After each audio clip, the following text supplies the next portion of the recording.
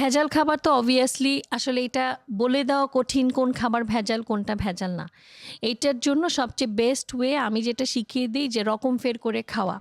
যেমন আপনি একই খাওয়া যদি প্রতিদিন খান তাহলে ভেজালটা প্রতিদিন একই মাত্রায় আপনার শরীরে ঢুকবে, কোনো না কোনো ক্ষতি করবে। এই জন্য একটু ঘুরিয়ে খাবারগুলোকে খেতে হয়। মানে যেটা আপনার মনে হয় যে হ্যাঁ এটাতে ভেজাল থাকতে পারে, যেমন কলা। আপনার মনে হলো এটাতে কার্বাইড আছে, ফরমালিন আছে। এখন আপনি ডেইলি কলা খেলে তো সেটা হবেই।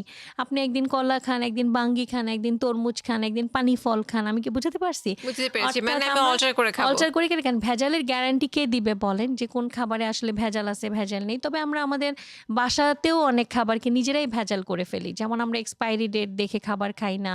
তারপরে দেখা যাচ্ছে খাবারটাকে ওভার কুক করে ফেলি। খাবারের মধ্যে কালার ইউজ করি। খাবারের মধ্যে অনেক ধরনের সস-টস অনেক কিছু ইউজ করে ফেলি। খাবারটিকে আনহেলদি করে ফেলি। ভেজাল না হলেও খাবার আনহেলদি তো হচ্ছেই। সো সব দিক থেকে মোটামুটি একটু যদি টেক কেয়ার করা যায় তাহলে এখান থেকে পরিত্রাণ হয়তো পাবেন না, কিছুটা হলেও সেফ থাকা সম্ভব।